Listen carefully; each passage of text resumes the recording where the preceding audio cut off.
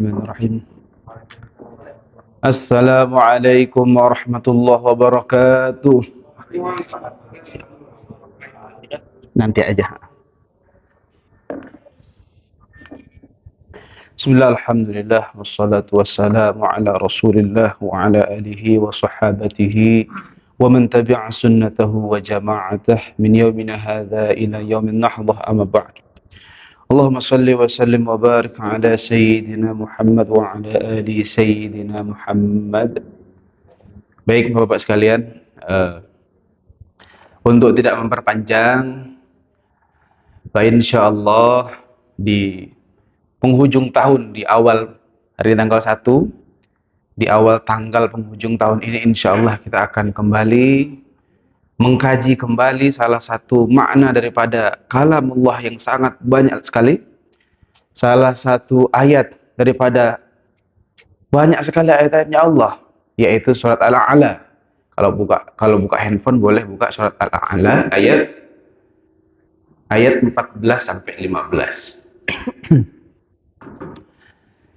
Jadi hari ini insyaallah kita akan membahas tafsir Al-Qur'an suratul A'la ayat 14 sampai dengan 15.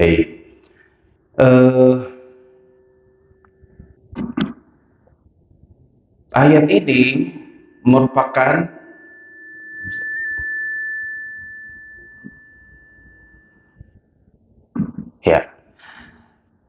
ayat ini merupakan salah satu ayat penting yang merupakan penjelasan daripada stasiun hidup kita. Stasiun itu adalah tahap-tahapan apa sih yang harus kita kejar dalam hidup ini. Kita Pak sudah mengkaji, terutama yang mungkin sudah ikut kajian saya dari gedung di bawah itu. Kita kalau nggak salah mulainya itu Oktober.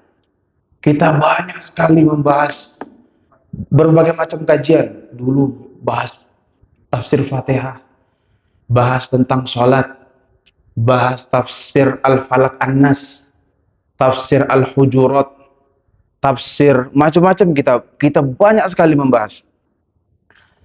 Dari sekian banyak pembahasan itu, ujungnya kemana sih? Untuk apa sih kita mengkaji? Ini DNHM ini luar biasa. Kamis kajian, khutbah Jumat dengar nasihat lagi, besok maghrib Jumat ada lagi, kan luar biasa. Sebanyak itu pengajian dari dulu, dari saya di bawah itu 2021 sampai sekarang, ujungnya mau dibawa kemana ini? Buat apa kita ngaji? Buat apa kita mendalami agama ini sampai jauh? Kalau bahasa simpelnya, ya iyalah Ustadz, kita akan pengen masuk surga. Pengen masuk surga, perlu amalan yang benar. Amalan supaya benar, butuh ilmu yang benar. Betul. Itu pun sudah saya jelaskan. Tapi dalam kajian ini, dalam hari ini, saya pengen sedikit spesifik. Kita ikut kajian, hadir kajian, rajin ikut kajian, belajar, betul, inginnya surga. Ingin wafat husnul khotimah, mati masuk surga, enak kan? Nah, tetapi untuk meraih itu sama dengan kalau kita pengen cita-cita, misal saya dan istri ada usaha di bagian digital marketing. Misal saya dan istri pengen memetakan sebulan katakanlah 50 juta target. 50 juta dapatnya dari mana? Oh, kita pakai nanti ads-nya sekian, budgetnya sekian juta misalnya. Iklan di Instagram, di YouTube, di Google-nya sekian. Copywriting-nya sekian. Caranya pakai kata-kata teks yang begini. Nanti kita pakai setelah kita pakai advertising, pakai copywriting, kita nanti pakai iklan-iklan dari endorsan misalnya. Kita nanti naikkan value proposition produknya misalnya. Dan berbagai macam metode supaya target tadi tercapai. Nah, begitu juga dengan akhirat. Begitu juga dengan surga. Tidak sesimpel, oh saya pengen surga, yang penting ikut kajian aja dah. Nggak begitu. Masih ini, mic bisa di ini lagi nggak? Kita memetakan Kalau saya seperti bisnis tadi memetakan untuk menghasilkan misal 50 juta sebulan, ada part digital marketing yang kita kejar, ada advertising, ada copywriting, ada macam-macam. Belum lagi tenaganya, belum lagi produknya, belum lagi endorsannya dan lain sebagainya. Begitu juga dengan surga, Pak. Begitu juga dengan tujuan yang sangat mulia. Kalau dunia aja kita kayak NHM ini punya target misalnya setahun Haji Robert mentargetkan sekian triliun. Itu kan step by stepnya jelas. A, B, C, D-nya. Nah di hari ini ketika kita mengatakan saya pengen surga Ustaz, saya pengen wafat masuk surga, stepnya harus jelas Pak. Nah ayat ini ingin menggambarkan, ingin menjelaskan step by step yang jelas. Bagaimana seorang hamba dari nol, dari nggak ngerti, dari hitam, sampailah pada step ia dekat kepada Allah dan dekat kepada surganya Allah Subhanahu wa taala. Nah, saya jelaskan. Di dalam kalau Bapak buka di Al-Qur'an surat Al-A'la 730 ayat 14. Bismillahirrahmanirrahim. Qad aflaha man tazakka wa qad aflaha. Ini ayat pertama, kita satu-satu dulu. Qad aflaha man tazakka. Ayat pertama. Qad sungguh. Qad artinya sungguh. Telah beruntung. Atau falahnya artinya menang, berhasil, sampai. Man tazakka. Yaitu orang yang mensucikan diri. Maka ulama, terutama ulama di kalangan ahli tasawuf, mengatakan stasiun pertama untuk menuju surganya Allah Subhanahu wa taala adalah tazakka. Kalau bahasa sufinya, bahasa tasawufnya takhalli. Nah, ini kalau bahasa kita akan menjelaskan nanti 3 teori. Pertama takhalli, yang kedua tahalli, yang ketiga tajalli.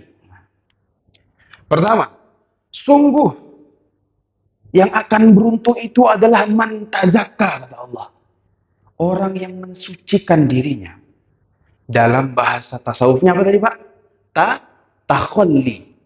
Tulis. Takhalli. Apa itu takhalli? Takhalli adalah proses pembersihan jiwa. Proses pembersihan diri daripada apa? Daripada uyub, daripada aib-aib penyakit-penyakit hati. Contoh, kita tazakkanya dari hasad. Hasad itu dengki, Pak. Orang kalau masih ada dalam hatinya, misal pangkat jabatan sama, tiba-tiba sebelah beli mobil lebih mahal daripada kita, sakit hati kita, berarti judulnya hasad. Berarti ada penyakit hasad. Orang masih punya penyakit hasad, berarti dia harus melewati, belum untuk menuju surga ini, dia harus melewati stasiun pertama yang disebut dengan takhalli, pembersihan diri. Dari apa? Dari penyakit judul pertamanya dulu, hasad, dengki. Dengki itu kalau bahasa Arabnya definisinya karahatun ni'mah alal mu'min. Sakit hati, berat hatinya melihat kenikmatan orang lain. Itu namanya hasad. Teman kita naik jabatan, sakit hati. Rekan kita dapat tunjangan lebih, darah tinggi. Itu namanya hasad. Tapi itu hasadnya baru 50%. Hasad menjadi 100%, yang mana hasad inilah penyakit yang menyebabkan Nabi Adam diusir dari surga. Jadi mana setan diusir dari surga, hasad. Hasad menjadi 100% itu ketika kita menginginkan nikmat pada orang lain hilang.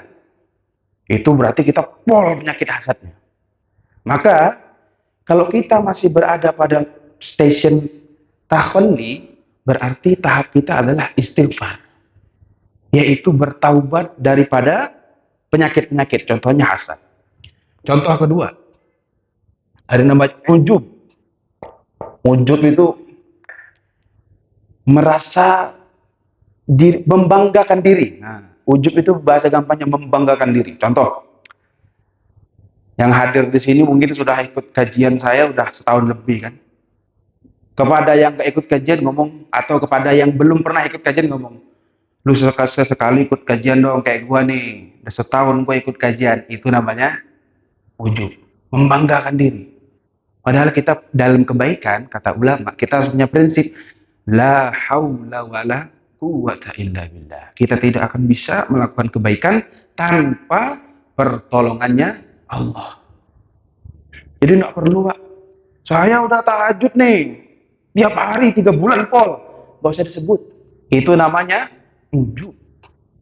Ujub, kalau dalam bahasa tasawuf, membakar amal. Sama dengan riya. Sama dengan riya. Kalau riya menyebut-nyebut. Ya. Dah, apalagi penyakit? Banyak. Ada namanya dendam, dengki, iri, penyakit hati, polanya banyak. Benci, ya, ada banyak sekali penyakit hati.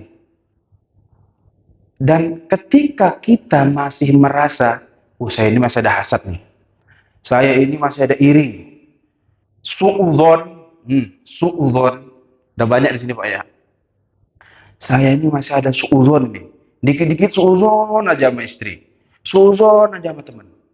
Berarti level kita belum sampai mana-mana Pak. Sadari bahwa station kita di hadapan Allah belum sampai mana-mana. Belum. Station kita baru level 0 itu. Kita menjadi naik atau berada pada level 1, level pertama yang disebut ulama sebagai takhalli, yaitu ketika kita sudah mulai terbiasa, begitu hasad, ya Allah ampuni dosa saya. Begitu suzon, ya Allah ampuni dosa saya. Tiap hari amalannya taubat. Makanya Sayyidina Abu Bakar itu sehari taubatnya 70 kali. Bahkan 90 kali sahabat-sahabat yang lain. Kenapa? Karena berat, Pak. Level pertama aja sudah berat nih. Tazakka. Membersihkan hati, membersihkan jiwa itu berat sekali. Saya sampai sering menyampaikan hadis ini. Ketika Nabi selesai perang sama sahabat, Nabi bilang, irja' min jihadil asghar ila jihadil akbar. Ayo kita kembali dari jihad kecil menuju jihad yang besar. Sahabat protes, ya Rasulullah, kita ini baru perang ya Rasul. Apakah engkau sebut ini jihad kecil? Perang ini jihad kecil. Kata Nabi, betul. Jihad yang besar itu fahuwa jihadun nafs. Yaitu membersihkan diri sendiri. Membersihkan hati daripada suuzon, iri, dengki, ujub, sum'ah, riya, uspol. Nah ini dalam kajian kitabnya akan dibahas khusus dalam kitab tasawuf, terutama yang dijelaskan oleh Imam Al-Ghazali. Ada kitabnya, bagaimana cara kita supaya hatinya bersih. Nggak mudah iri, nggak mudah dendam, nggak mudah dengki, nggak mudah sakit hati. Nggak mudah sakit hati, itu ada caranya. Dan ada terapinya. Bahkan kalau dalam ilmu tasawuf ada namanya thariqah. Thariqah itu terapi-terapi hati supaya kita bisa naik station. Supaya jelas nih surga itu jelas ini. Step by step menuju surga ini jelas. Nggak hanya sekedar, alah zuhur sholat, yang penting nggak jamaah. Asar sholat, kajian. Tapi tanpa target yang jelas. Nah, jadi station pertama, sesuai dengan ayat yang kita baca adalah, kita kejar target tazakka. Atau kalau bahasa tasawufnya, takhalli. Yaitu ibarat gelas. Gelas ini masih kotor. Tidak bisa diisi air. Harus dicuci dulu. Dibersihkan dulu. Dibersihkannya dengan apa? Taubat. Makanya ada makomat. Rata-rata mungkin makomat orang sekarang adalah taubat. Jadi kita perbanyak taubat. Kalau kita masih terasa, Pak, dikit-dikit iri, dengki, perbanyak taubat amalannya. Perbanyak taubat. Nah, qad aflaha man tazakka. Kemudian ayat yang kedua apa, Pak? Ada yang baca? Ayat yang kedua? Qad aflaha man tazakka.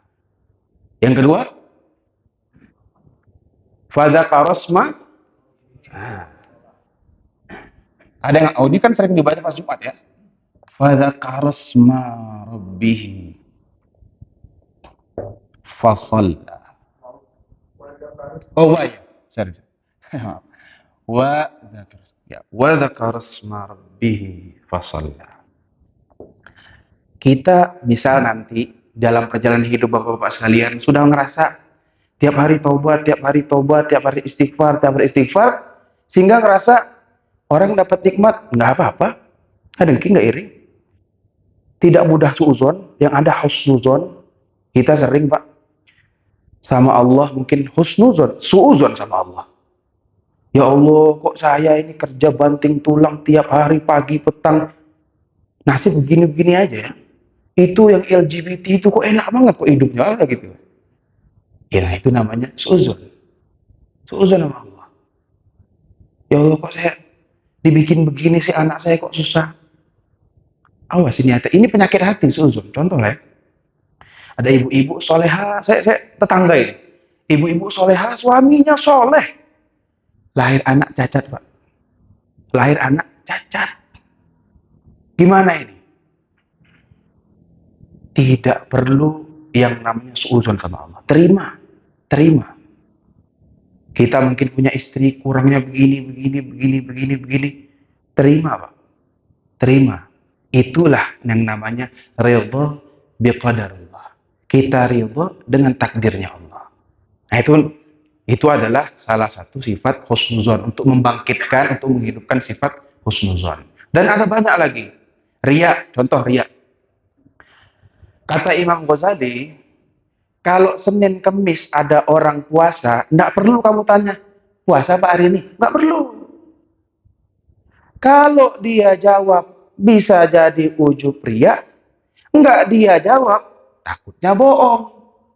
Maka kata Imam Ghazali, kalau kita tahu teman kita puasa sunnah ini ya, puasa sunnah, nggak usah ditanya, puasa hari bang. Nggak usah. Itu pertanyaan yang salah. Betul.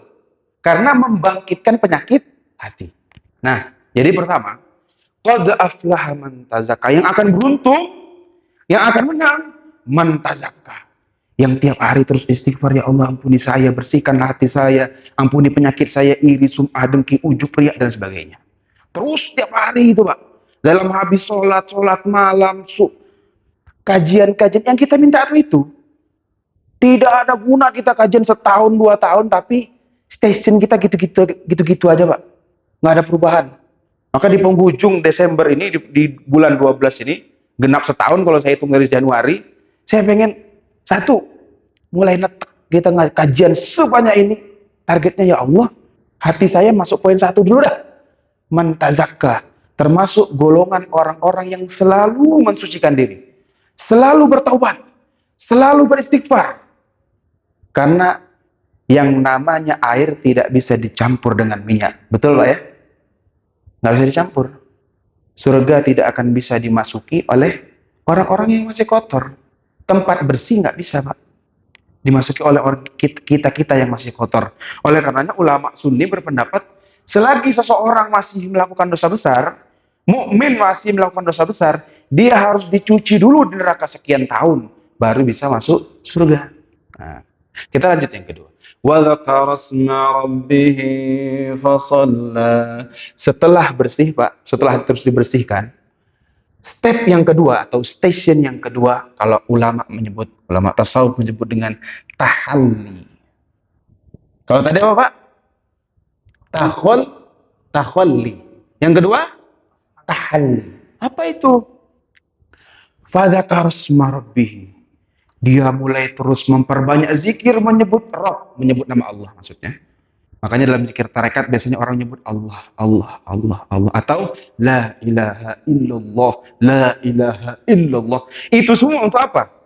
Untuk setelah gelas itu bersih, hati kita bersih, kita masuk yang kedua, yaitu tahalli. Tahalli itu apa? Mengisi gelas tadi, mengisi atau menghiasi gelas hati kita tadi dengan sifat-sifat yang mulia. Yaitu apa? Ridho, qanaah, sabar, tawakal, husnuzon. Itu isi. Dengan cara apa? Dengan memperbanyak zikir. Jadi Pak, kalau kita berzikir, zikir itu gunanya apa sih? Gunanya menghiasi hati terus mengkilapkan hati. Makanya jangan heran Pak, kalau datang ulama. Kalau datang ulama kok ngomongnya tuh resep banget. Tuh hatinya bersih. Hatinya bersih, cahayanya memancar. Cahayanya memancar, kita pun kok enak ya hatinya, perasaannya enak. Ketemu orang, misal ketemu orang biasa-biasa saja. Tapi kok ketemu dia ngomongnya enak banget. Itu biasa jadi hatinya bersih, terpancar Pak, ke kita. Nah, orang seperti itu dia masuk fase kedua. Yaitu fase wadzakarasma rabbih. Dia mulai memperbanyak zikir. Makanya kalau di sini perbanyak apa tadi Pak? Istighfar. Tapi kalau sudah bersih, bukan istighfar lagi diperbanyak. Istighfar tetap, tapi perbanyak zikir menyebut nama Allah. Maka afdhalul zikri la ilaha illallah. Banyak zikir. Ada ulama kita 1.000, ada 10.000, ada 100.000. Untuk apa sih sebenarnya baca banyak-banyak gitu kan? Kalau di sini ada malam Jumat Pak ya, zikir rame-rame itu ya. Buat apa itu? Ya ini Pak, naik station, naik level Pak, tahalli. Kita bukan orang kotor lagi, tapi kita sudah gelas bersih yang mulai diisi dengan sifat-sifat yang mulia, sifat-sifat yang dicintai oleh Allah Subhanahu wa taala. Nah, isinya dengan apa? Untuk mengisinya itu dengan perbanyak zikir menyebut nama Allah wa dzakarasma rabb. Rabb ini maksudnya Allah. Rabb ini Allah. Ya. Wa dzakarasma rabbih, dengan memperbanyak zikir. Dengan memperbanyak zikir, hati kita tenang, hati kita makin mengkilap, nur cahayanya Allah akan mudah masuk. Pak, tiap hari, terutama di sepertiga malam, Allah terus menurunkan hidayah demi hidayahnya. Tapi tergantung wadahnya kita. Wadahnya kita tertutup oleh flip-flip dosa, sehingga kagak ada satupun nyantol nur dari Allah. Kenapa? Ya, orang ini aja belum beres. Sehingga apa? Hidup kagak ada perubahan. Sholat kita boleh sama Pak. Sholat saya, Bapak, dengan ulama-ulama besar, gerakannya sama. Bacaannya sama. Tapi rasanya belum tentu sama. Rasanya beda Pak. Tergantung tingkat spiritual seseorang. Tergantung kedekatan seseorang dengan Allah. Makanya Imam Ali itu ketika sholat, dalam dijelaskan, ketika ada burung gagak menempel di sini, nggak sama sekali goyah Imam Ali itu begini-begini, nggak ada. Saking khusyuknya sedang sholat menghadap Allah Subhanahu wa taala. Nah, fase kedua yaitu fase zikir, fase memperbaiki diri, menghiasi diri, banyak berzikir dan banyak memasukkan sifat-sifat baik. Kalau kita mampu melewati ini, kita sampai pada fase puncak. Nah, fase puncak inilah digambarkan dengan fasolla, kalau bahasa ulamanya, bahasa tasawufnya, tajalli. Jadi pertama apa Pak? Takhalli. Yang kedua, tahalli. Yang ketiga, tajalli. Apa itu? Jalli itu artinya tampak jelas. Tampak nyata. Apa yang tampak nyata? Yaitu tanda kekuasaannya Allah. Maka jangan heran. Saya punya guru, saya nggak bisa sebut nama. Beberapa khodam dari guru saya ini melihat ketika malam, kalau sholat, sujud, agak naik sedikit, diangkat oleh Allah. Kalau bahasa ulamanya karomah, kemuliaan yang Allah berikan. Sayyidina Umar pernah, ya Sariyal Jabal, Sayyidina Umar sedang khutbah di Madinah, ada tentaranya di Nahwan, khutbah di Madinah, Nahwan jauh. Kata Sayyidina Umar teriak, ya Sariyal Jabal, wahai tentara-tentara berlindunglah ke gunung. Padahal Sayyidina Umar di Madinah. Dan itu kedengaran. Itu namanya karomah. Karomah didapat dari mana? Didapat dari ketika dia sudah sampai ke tajalli, yaitu Allah menampakkan dengan jelas kuasanya kepada hamba itu. Jadi sudah nampak jelas. Nah, disinilah orang itu sholatnya berasa beda. Sholatnya mendapat halawatul ibadah. Semakin lama sujudnya semakin enak. Itu tandanya, Pak. Sujudnya lama, kok semakin enak. Kalau kita semakin lama semakin pusing ya. Orang lama darah tinggi nih, darah turun semua. Tapi kalau Imam Ali Zainal Abidin sampai sholat 1.000 rakaat semalam, itu kenapa? Ya menikmati. Karena sudah dapat halawatul ibadah. Karena sudah pada posisi tajalli. Di mana hati yang sudah bersih, mengkilap, bercahaya, Allah tampakkan kuasanya Allah dengan jelas. Yang paling jelas itu dalam Al-Quran Nabi Musa. Nabi Musa minta sama Allah, ya Allah perlihatkanlah aku tanda-tanda kekuasaanmu. Begitu Allah lihatkan, terpentallah jauh Nabi Musa. Ya Allah, Allah menunjukkan sedikit aja cahayanya. Tanda-tanda itu. Kalau dulu-dulu banyak sekali ulama-ulama kita yang dapat karomah. Tapi ini kita tidak perlu minta ya Pak. Ulama kita ada ya berjalan di atas air. Dulu ya, dulu para wali itu berjalan di atas air. Ada yang kalau daerah saya jelas banget. Daerah pacaklik, kebun, persawahan mati semua, nggak ada hujan. Datang ke kiai, ini udah 2 bulan ini kita nggak bisa panen, kita nggak bisa meladang, kita nggak bisa berkebun, kering kiai. Belum selesai kiai itu menengadah tangannya ke langit, hujan dah turun. Dan itu biasa dulu. Orang-orang yang sudah sampai pada level fasolah ini kalau bahasa gampangnya sholat, Pak. Tapi kalau bahasa tafsir di sini saya pengen menjelaskan, sholat itu kalau dalam bahasa hadisnya as-sholah itu disebut dengan munajatul mu'min. Atau disebut mi'rajul mu'min. As-sholah mi'rajul mu'min. Sholat itu mi'raj. Waktunya seorang hamba naik ke hadapannya Allah Subhanahu wa taala. Tinggi banget ya. Tapi gini. Intinya, ketika seseorang bersih, kalau dalam hadis itu, ketika orang hamba terus membersihkan diri dengan ibadah sunnah, maka dalam hadis nanti Ustaz Zulfahmi ada nih, hadis Arba'in nomor 38.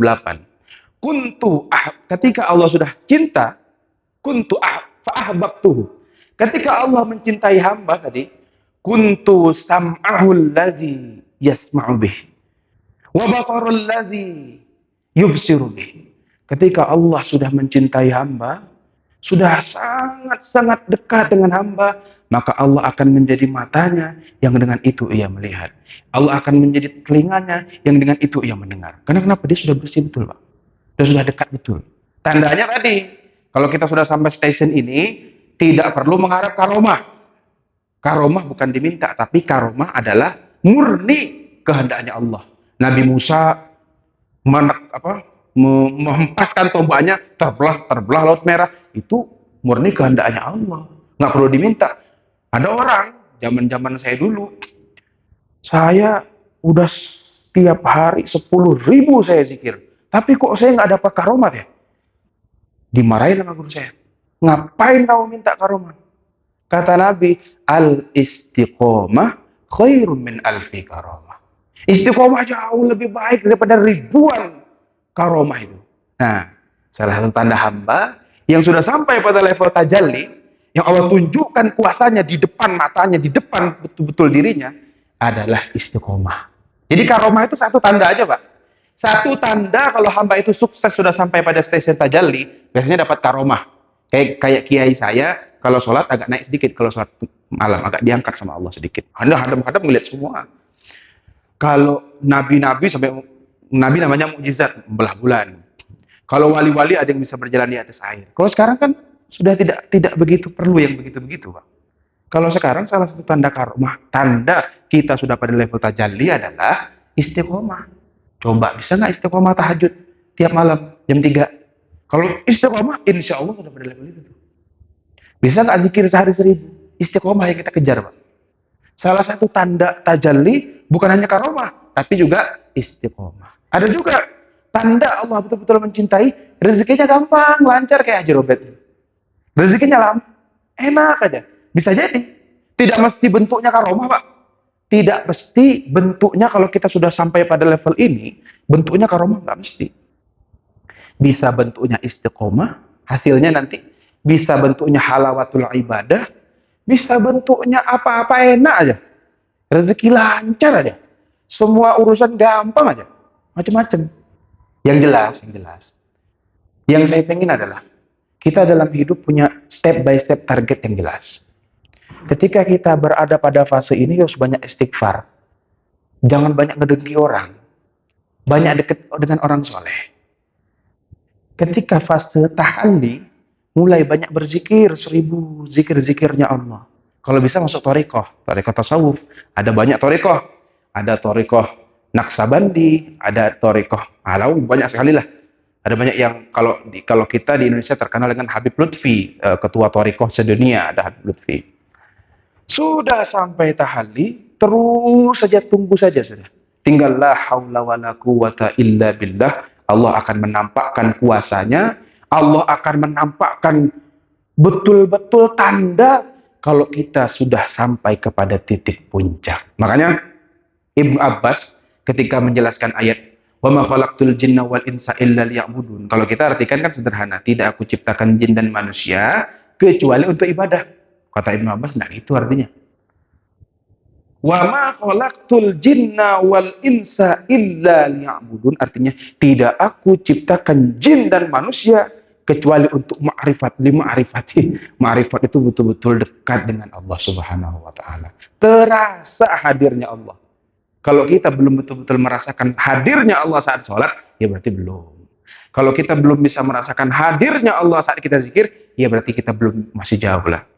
Kalau orang sudah sampai pada level itu, berbaring, berzikir, duduk, diam, dia terus merasa dekat dengan Allah, merasa keberadaan Allah, merasa eksistensi adanya Allah Subhanahu wa taala. Jadi ayat-ayat kita ini ingin menjelaskan, kalau nanti Bapak baca surat Al-A'la, berbanyak qad aflaha man tazakka, banyak doa, ya Allah bersihkanlah hati saya, ya Allah. Hati saya ada ujub, riya, dengki, macam-macam, ya Allah bersihkan. Wa dzakara asma rabbih fasalla, ya Allah istiqomahilah saya berzikir menyebut namamu, ya Allah. Ini Pak, hidup kita tujuannya itu. Kita kerja dari pagi sampai petang, bertahun-tahun, berpuluh-puluh tahun, kita kuliah, kita semua tujuannya di sini. Tujuan spiritual.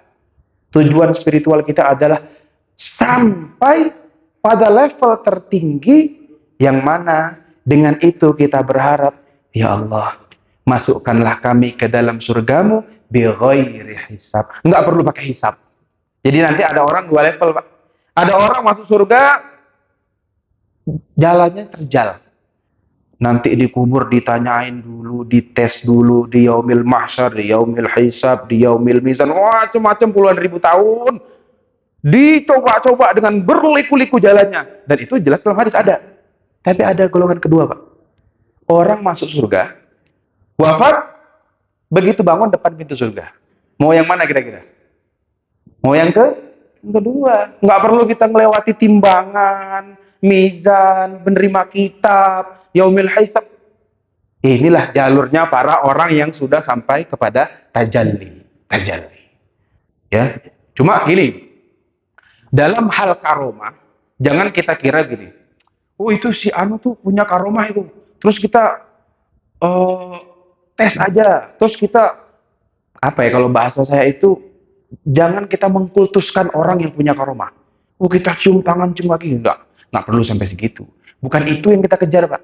Yang kita contoh akhlaknya, pribadinya, kesehariannya itu. Karena gini, dukun pun, Pak, dukun bisa menunjukkan keanehan-keanehan. Makanya jangan begitu, jangan begitu kita terbuai dengan yang namanya keanehan-keanehan, itu biasa aja. Karena dukun pun bisa kadang-kadang, Pak. Yang kita cari bukan itu. Yang kita cari adalah taqarrub ilallahnya. Makanya sebelum sholat, ulama mengatakan, sebelum sholat kita baca A'udzubillahi minasyaitonirrajim, bismillahirrahmanirrahim, baca qul a'udzu birabbin nas, kemudian baca ilahi rabbi anta maqsudi wa ridhaka matlubi.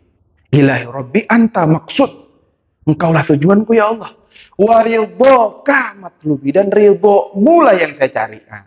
Jadi yang kita cari ridhonya Allah, cintanya Allah, senangnya Allah kepada kita. Maka kalau itu yang kita cari, Entah kita dapat karomah, nggak dapat karomah, nggak masalah. Itu hanya satu dari sekian banyak tanda aja. Yang jelas, kalau Bapak sekalian menjalankan apa yang saya ajarkan ini, takhalli, tahalli, tajalli, pasti akan ada tanda. Karena tajalla itu adalah Allah menampakkan kuasanya. Ini sebagian orang salah tangkap, Pak. Ada yang mengatakan Allah menjelma. Oh, bukan Allah menjelma. Allah tidak pernah menjelma menjadi apapun. Allah menampakkan dengan jelas tanda kalau ia mencintai kita. Nah, itu nanti itu, Pak. Ya. Jadi mudah-mudahan di sini kita ada yang umur 30 tahun, 20 tahun, 40 tahun, 50 tahun. Kita mulai hari ini punya target-target. Kalau kita target fase 1 ya naik. Ya usahakan di fase 1 naik ke fase 2. Fase 2 naikkan ke fase 3 dan seterusnya. Dengan cara istighfar, berzikir, perbanyak ibadah, perbaiki sifat-sifat yang ada dalam hati kita. Saya kira itu saja penjelasan daripada hari ini. Ayat kita menjelaskan 3 station. Pertama, takhalli, kedua, tahalli, ketiga, tajalli. Semoga kita yang hadir di sini diberikan Allah Subhanahu wa taala untuk merasakan seperti yang ulama-ulama rasakan, yaitu station tajallinya Allah Subhanahu wa taala. Amin ya rabbal alamin. Saya kira itu saja. Kita lanjut ke pertanyaan. Monggo, Pak. Silakan. Gak ada yang ditanyakan seputar kajian saja.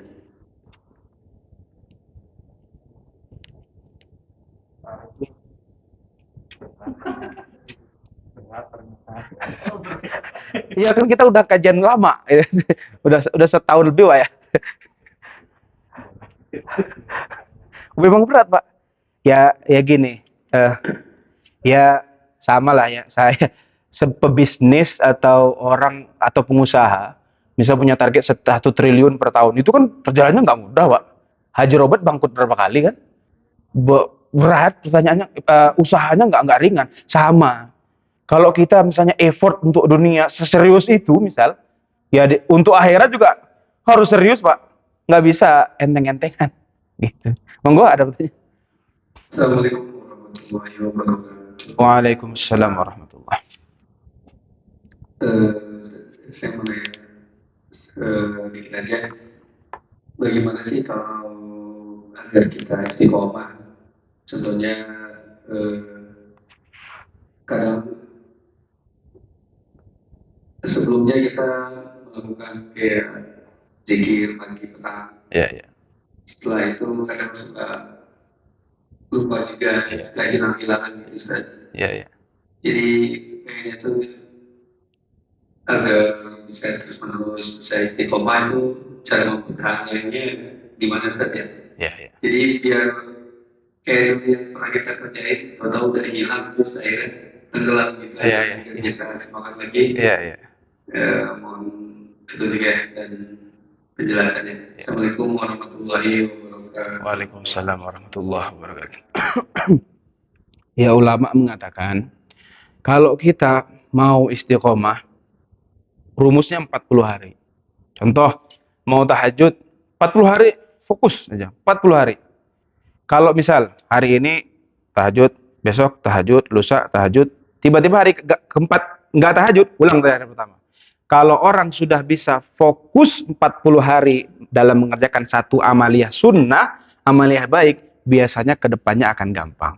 Jadi salah satu tips atau pesan daripada ulama adalah lakukan satu saja, satu amalan sunnah, tapi 40 hari berturut-turut, non-stop.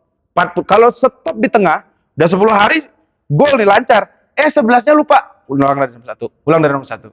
Nah, itu adalah salah satu cara daripada ulama-ulama kita mengajarkan supaya kita istiqomah. Istiqomah dalam menjalankan ibadah-ibadah sunnah, entah zikir, entah sholat sunnah, entah tahajud, entah puasa sunnah, ya, entah puasa sunnah, entah apapun itu, 40 kuncinya. Ketika kita bisa tembus 40, insya Allah gampang. Tapi untuk menghilangkannya nggak perlu 40, Pak. Untuk menghilangkannya paling 2 minggu udah hilang. Udah 40 hari serius nih istiqomah nih. Tiba-tiba seminggu besok nggak dilakukan. Minggu depannya udah berat ngelakukannya. Karena memang begitu. Gitu. Nah, pada level takhalli, makanya saya bilang, kalau kita pada levelnya takhalli, merasa banyak nih, penyakit masih banyak, perbanyak istighfar. Istighfar itulah nanti yang akan juga membantu keistiqomahan dalam diri kita. Jadi perbanyak astagfirullahaladzim, astagfirullah. Makanya habis sholat kan astagfirullahaladzim alladzi la ilaha illa huwal hayyul qayyum wa atubu ilaih. Itu sebagian ulama 10, Pak. 10 kali baca itu. Gitu. Jadi pertama caranya 40, yang kedua caranya perbanyak istighfar kalau kita masih pada session pertama. Karena emang akan berat nanti, Pak. Akan berat. Akan berat sekali kalau kita nggak dibarengi dengan istighfar. Yang ketiga adalah deketi ulama-ulama yang memang sudah istiqomah. Tapi kembali lagi, kita tidak akan pernah menjadi ahli pada bidang tertentu kalau kita nggak punya gurunya.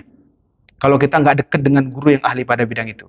Kita mau jadi ahli teknik mesin ya harus ada gurunya. Kita mau jadi ahli bidang dokter ya harus ada guru yang jelas sama. Kita mau jadi ahli di bidang tahajud harus dekat dengan guru yang memang sudah istiqomah tahajud. Biasanya itu akan sangat-sangat mempermudah jalan kita supaya juga bisa istiqomah. Tapi sebaliknya, Pak, kalau kita dekat kalau kita dekatnya dengan orang-orang yang nggak pernah tahajud, ya boro-boro kita akan bisa istiqomah tahajud susah. Karena kalau kata Ibnu Athaillah, kita ini punya magnet, Pak. Antara kita ini punya magnet. Ketika saya berbicara kepada Bapak sekalian, yang sampai bukan ucapan saya sebenarnya secara hakiki. Tapi kalau bahasa agamanya hal yang ada dalam diri saya. Makanya kalau kita sering berbicara dengan orang yang mohon maaf ahli maksiat, semua sifat buruknya akan tertransfer begitu saja dengan kita, termasuk kemalasan-kemalasannya. Jadi bukan saya melarang untuk berteman harus ke semua nggak apa-apa, tapi dekatnya itu kalau bisa dengan ahli ibadah. Karena nanti istiqomahnya ini akan tertransfer. Kita ngobrol dekat berbicara dengan orang yang istiqomah, akan istiqomah, Pak. Karena terpancar. Sebaliknya, kita ngobrol dengan ahli maksiat, pelan-pelan aja. Kita nggak biasa mabuk, ntar ikut mabuk gitu. Kita nggak biasa ngepil, ya ngepil itu. Karena memang kalau kata Ibnu Athaillah seperti itu. Antar kita punya hubungan spiritual yang nggak saling kelihatan tapi terkoneksi. Makanya hati-hati dengan lawan bicara, apalagi kita terlalu lama bicara dengan dia. Saya membuktikan banget. Ketika saya berbicara dengan orang yang pesimis hidupnya, nggak punya target, kok hidup saya jadi lemas ya pulang setelah itu. Kayak hidup saya nggak ada tujuan, nggak semangat. Tapi sebaliknya, begitu saya ketemu dengan orang yang semangat, setelah itu saya punya semangat baru untuk hidup gitu. Nah, karena apa? Saling transfer. Jadi 1, 40 hari. Yang kedua, kita istighfar yang dibanyakin. Yang ketiga, temani orang-orang yang sudah berada pada level itu. Gitu. Lanjut, monggo, Pak.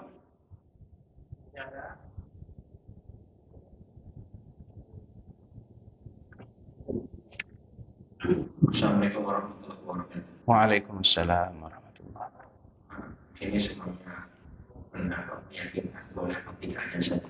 Iya. Kan banyak orang misalnya yang sering saya dengar menasihati kalau kita mengakui sosoknya dia ibu dan sebagainya. Contohnya kan mungkin orang tidak semuanya kan ya, cuma saya kan orang yang mengambil dan tidak semuanya orang yang kayak gitu mungkin cuma saya jadi sebagai bentuk penghormatan sama orang. Saya tidak mentuhankan. Tapi saya mengakui beliau satunya. Mungkin kayak Pak Ustaz, pakai esensi utara ini. Masalah koromah kita itu masuk apa yang kayak dunia tidak. Apakah boleh? Apa yang problem itu tidak boleh karena berlebihan. Nah, yang sebenarnya apakah itu diperbolehkan atau tidak dan jika sudah melakukan kira-kira bagaimana? Iya. Assalamualaikum warahmatullahi wabarakatuh. Mengkultuskan itu maksud saya begini, Pak. Ada namanya Syiah. Syiah itu salah satu gerakan dalam Islam. Gerakan awalnya yang saat ini ya mulai menyimpang banyak. Syiah itu berasal dari kata Syi'atu Ali, artinya condong kepada Ali. Artinya dia tidak, kalau orang Syiah itu punya pendapat, dia tidak mengakui 3 khalifah sebelum Ali, yaitu Sayyidina Abu Bakar, Umar, Utsman itu nggak diakui. Yang diakui hanya Ali. Nah, orang Syiah inilah penggambaran daripada pengkultusan, yaitu dia betul-betul menafikan selain Ali. Kemudian dia bahkan sebagian Syiah ada yang menuhankan Ali, yang bahkan mengatakan sampai terparah mengatakan harusnya yang menjadi nabi itu bukan Nabi Muhammad tapi adalah Sayyidina Ali. Nah, jadi maksud saya kultus itu seperti tadi. Tapi kalau hanya sekedar mencium tangan, kalau dalam bahasa budaya di Indonesia, dalam bahasa santri kalau saya sebut, ada namanya barokah atau berkah. Berkah itu adalah ziyadatul khair, yaitu pertambahan nikmat. Misal, kalau kita mengerjakan sesuatu yang harusnya sejam, tapi karena kita berkah, dapat berkah, entah dapat makanan berkah, karena kita makan berkat, kita cium tangannya kiai, pekerjaan itu bisa jadi lebih cepat. Itu namanya berkah, itu boleh. Seperti cium tangan itu kalau dalam bahasa santri itu ngalap berkah. Kalau habis acara begini, pengajian, kemudian ada makanan, itu ngalap berkah namanya. Bukan pengkultusan, cium tangan kiai. Bahkan dulu kalau di pesantren saya itu, dulu sehabis kiai selesai pengajian begini, airnya direbutin. Airnya direbutin. Itu kalau dalam terminologi santri disebutnya berkah, bukan pengkultusan. Pengkultusan itu begini. Kiai itu nggak salah. Kalau kita sudah bilang kiai itu benar segala-galanya. Apapun yang dilakukan, misalnya sudah jelas nih. Contoh kemarin ya, ada Mas Beci. Mas Beci itu anaknya kiai di Jombang yang udah jadi tersangka, udah masuk penjara.